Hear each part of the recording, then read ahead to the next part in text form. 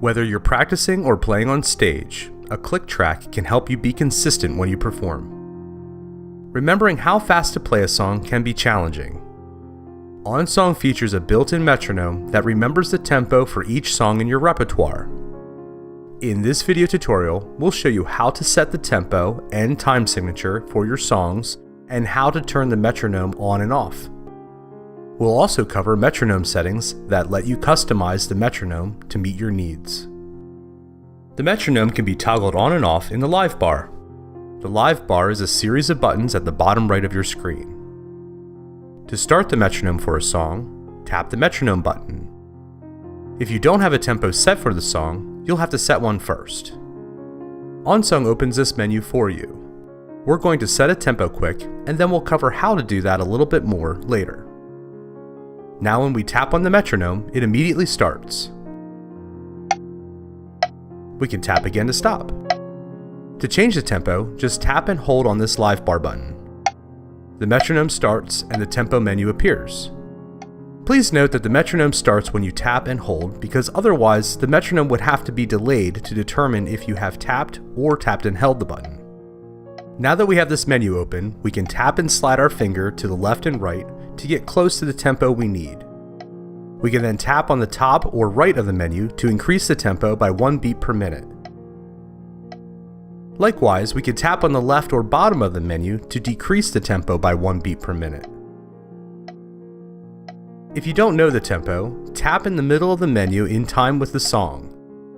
This will calculate the tempo as you tap.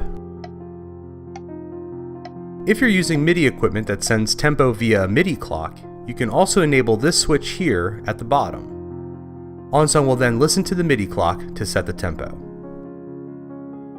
You can also set the time signature in the live bar menu by tapping on this time signature in the upper left. This produces a time signature picker where you can choose the number of beats per measure as well as the beat value. Here we'll select 3/4 time. We can then tap on the play button to hear the metronome. You'll notice that we get a standard metronome sound and the downbeat is played at a different tone. In addition, the menu bar of OnSong will flash to provide a visual metronome. So maybe that sound doesn't work for you, or maybe you find the visual metronome distracting. OnSong lets you customize how the metronome sounds and looks. You can do this all within the live bar menu by tapping on the wrench icon here. We can then choose to adjust audio or visual settings. Let's tap on audio settings. The first thing we can do is change the sound of the metronome. We can choose from none if we don't want to have any sound, woodblock, which is the default metronome sound, beep if we want a louder and sharper sound, claves for a lighter tone, light tap for something more subtle, or shaker, which almost lets us play this right through our PA system.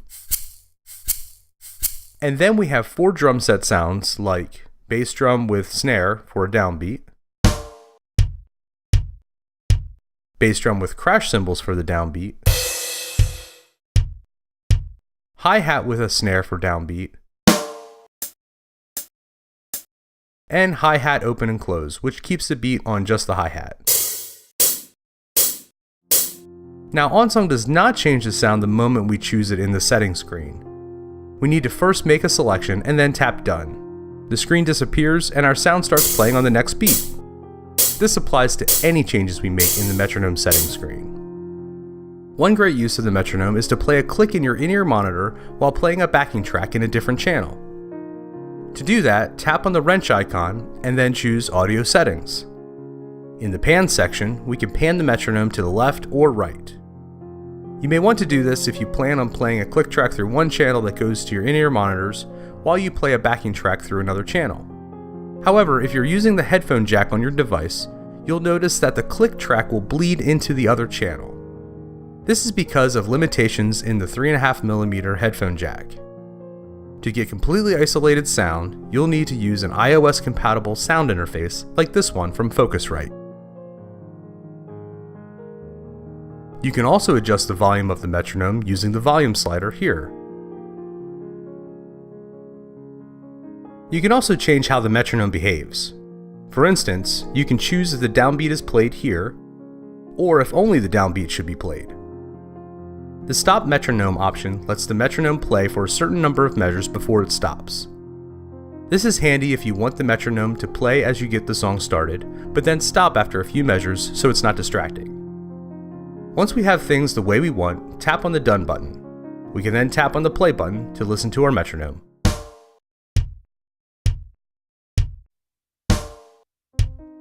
Some people may find the visual metronome distracting. To disable the visual metronome, tap on the wrench icon again to open the settings screen, and then tap on Visual Settings. Next, tap on the downbeat and upbeat color options and set them to black. Then tap Done to apply the changes and close the settings screen. Now when we start the metronome, we hear the sound, but the menu bar won't blink. If you want to be reminded of the tempo of the song without an audible metronome, a visual metronome may work best for you. We can configure the visual metronome to be easier to see. To do this, tap on the wrench icon in the upper right corner of the menu here, and then choose Visual Settings. Let's set the downbeat to something different. Tap on it. Let's choose this bright green color and tap Done. Then we'll pick a color for every other beat, like this blue color. Then tap Done. And let's go in and change our sound to none. There. Then tap Done again and give it a test. If the visual metronome is just too much blinking for you, we can tone it down a bit. To do that, let's open the visual settings screen again. In here, we can change the opacity of the menu bar display. If we drop that opacity, the menu bar colors won't be so harsh. In fact, the chord chart will be visible underneath the menu bar. When we stop the metronome, it goes back to the regular color. Maybe the menu bar isn't flashing enough. We can add more visual impact to the metronome. Let's open the visual settings again, and then set the opacity of the menu bar back to 100%. Then find the primary display section.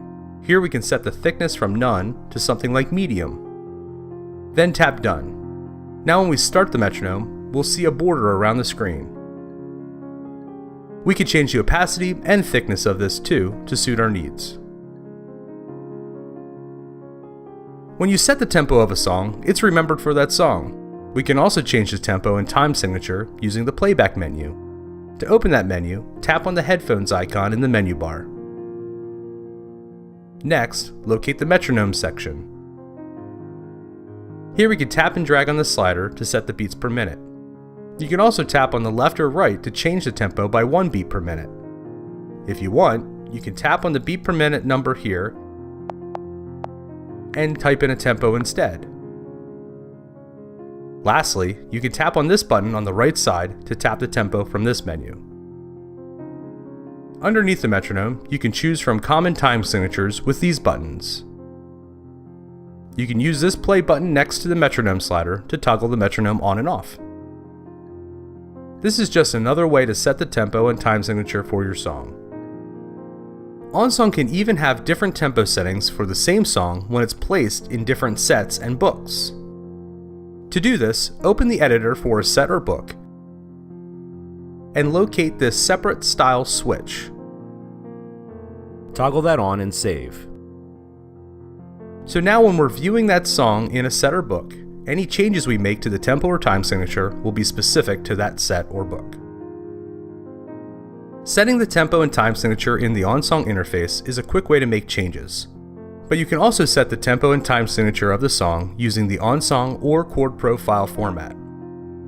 To do this, pick a song and tap on the pencil icon in the menu bar to open the song editor. We could just type in the tempo and time signature tags ourselves, or we can tap on this eye icon to open the metadata editor menu. We can then change the tempo and time signature fields and tap off the menu. You'll see the appropriate tags are added into our song's metadata section. When we tap Done, our tempo changes are applied. I hope that gives you some ideas on how you can use the built-in metronome in OnSong to remember the tempos of your song and to help you practice and perform in time. If you have any questions, be sure to contact us at onsongapp.com/support.